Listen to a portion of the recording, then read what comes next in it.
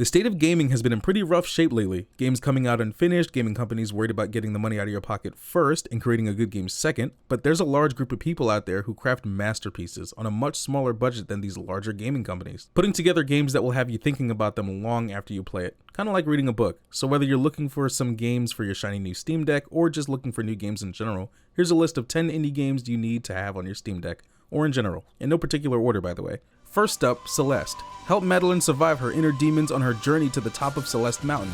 In this super tight platformer from the creators of Towerfall, brave hundreds of handcrafted challenges, uncover devious secrets, and piece together the mystery of the mountain.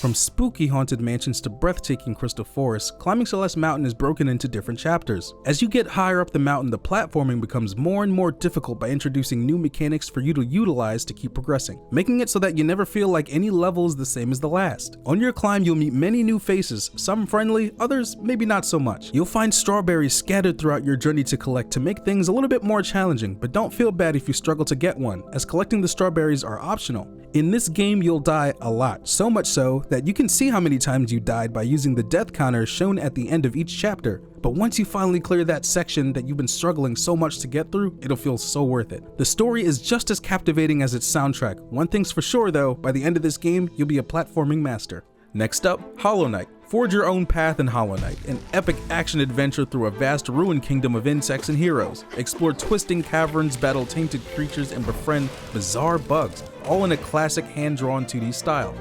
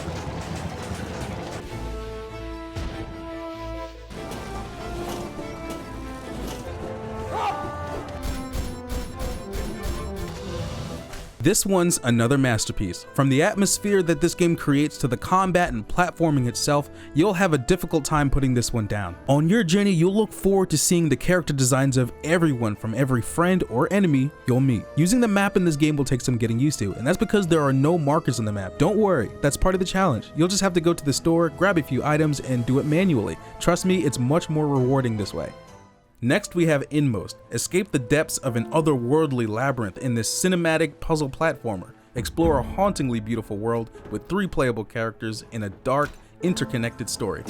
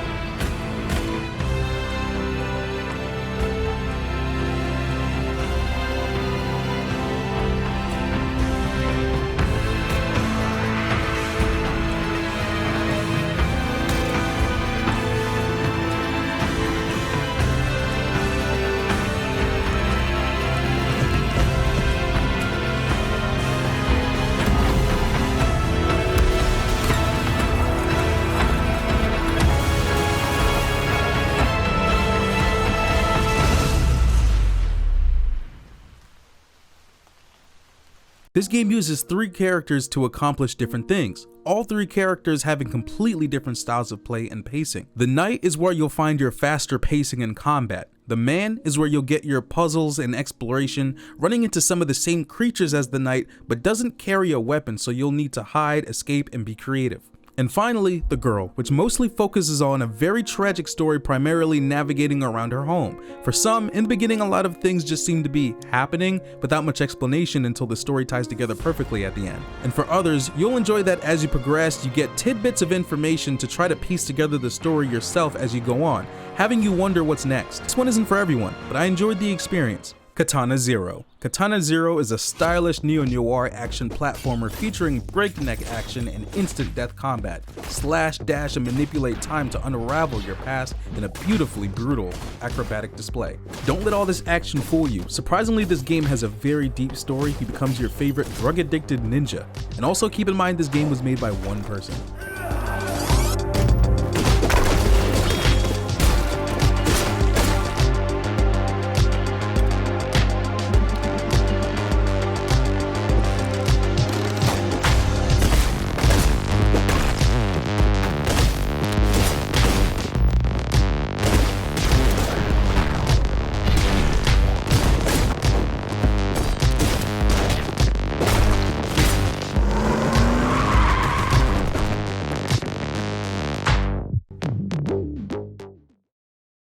This is one that everybody will have a blast with. The story is secondary to the action, and I was caught by surprise to find out that there even was one. But the story makes everything that's happening that much cooler. You'll definitely have those moments of frustration with this one, but it'll never make you want to turn off the game. In fact, the opposite is true. This one is going to have you glued to your screen saying one more time until you lose track of time. And if you couldn't tell by now, I'm a sucker for a good soundtrack. Ori and the Blind Forest. Ori and the Blind Forest tells the tale of a young orphan destined for heroics through a visually stunning action platformer crafted by Moon Studios.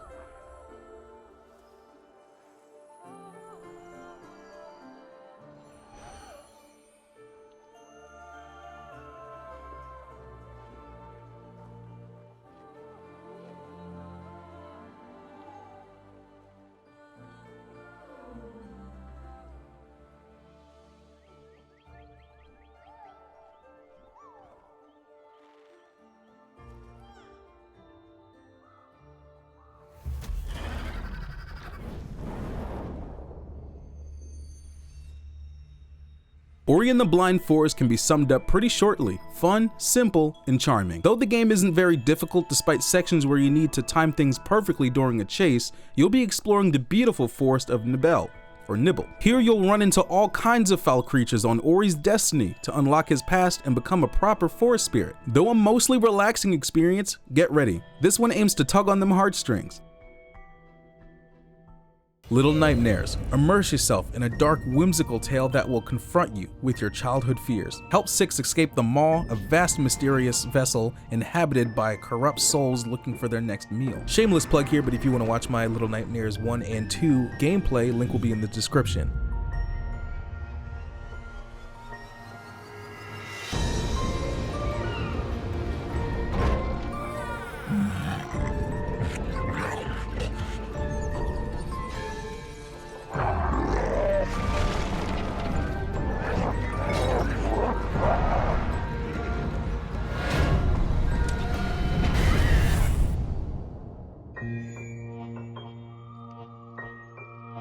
Little Nightmares easily ranks as one of my favorite games of all time. It's to me as what Mario is to a Nintendo fan. If you haven't been able to tell by now, I'm a fan of the dark, unsettling, and mysterious, as long as it's not that corny, low-effort, jump scare stuff. And this game checks off all of the right boxes. It's dark and mysterious, but more in a charming and sometimes even cute kind of way. On your quest to escape the Maw, you'll be hunted by just about everything that crosses your path, and come across some of the most unique and twisted bosses and characters you'll ever see. From incredible visuals to very fun and unique platforming, you'll always look forward to seeing the next enemy character design, what the next area has in store for you, and how you'll be expected to tackle the next boss. This game will always have you wondering, what's around the corner? Inside, hunted and alone, a boy finds himself drawn into the center of a dark project. Inside is a dark, narrative-driven platformer combining intense action with challenging puzzles.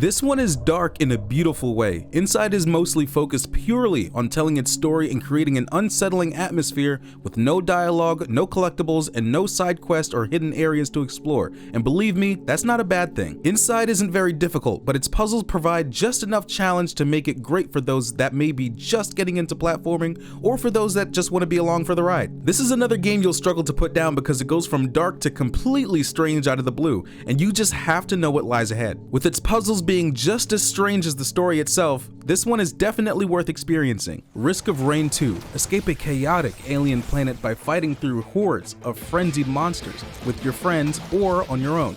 Combine loot in a surprising way and master each character until you become the havoc you feared upon your first crash landing.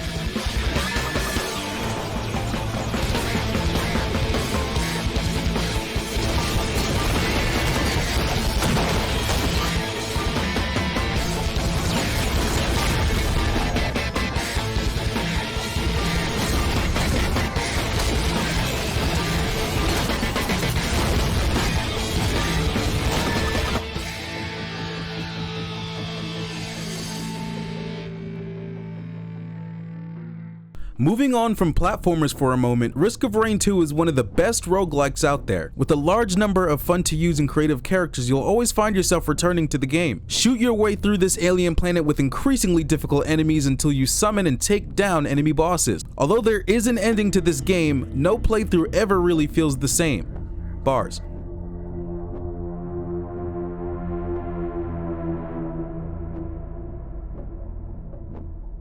In Rain World, you're a nomadic slug cat, both predator and prey in a broken ecosystem. Grab your spear and brave the industrial wastes, hunting enough food to survive, but be wary. Other bigger creatures have the same plan, and slug cat looks delicious. A new ecosystem evolves. In a land where even rain can kill. Each creature struggles for its own survival. Each beast has a place on the food chain, which it seeks to deny. And through this ruined landscape, strange monstrosities and ancient mysteries, Slug Cat journeys alone. It is a search for shelter, a search for answers, a search for hope. What fate is Slug Cat? This game is interesting in that everyone pretty much agrees that its AI is one of the best, if not the best, in all of gaming. On the other end of that coin, this game is also polarizing. Some in one camp saying they want to love this game, but it's unbearably difficult, and in the other camp, they can't get enough of the challenge. The way I see it, either way, that just makes this game even more special.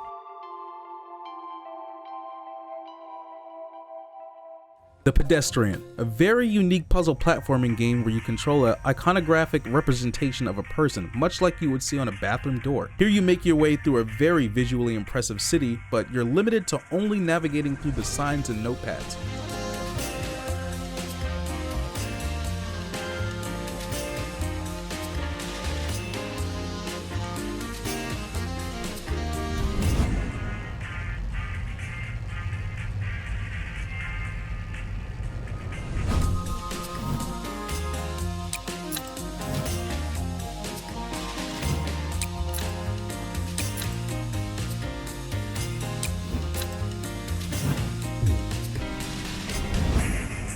I had to include at least one game on this list where you're not in some sort of imminent danger. Kick back, relax, and enjoy this honestly pretty challenging puzzle platformer. From navigating the signs on the city streets to finding your way through walkie-talkies and sticky notes in the subway, with very impressive visuals and calming music that matches the game pretty well, this game was simple, challenging, and good fun. That's all the time we have for today, guys. I hope you all enjoyed this video. I hope you all enjoyed my little indie direct project I had going on here. Thank you so much to all of the wonderful indie developers that made these incredible games possible. I know none of these titles are particularly new, but that's just it. If you missed playing any of these games, they're definitely worth playing, and they're also definitely worth replaying on the Steam Deck. Even after playing these games already, I just feel like they just feel right at home on the Steam Deck. I feel like when it comes to these AAA titles, they just don't provide these unique experiences, these fun and very memorable experiences that you would get over with indie titles, especially the ones that I recommended here today. I feel like the last AAA title, especially narrative-driven AAA title that grabbed and held my attention all the way until end credits was God of War, and that released in like 2018. Oh, and of course, also Red Dead Redemption 2. That also released in 2018, by the way. If there's any games that you feel as though I missed, please let me know what they are in the comment section. All right, guys, I'll see you in the next one. Take care.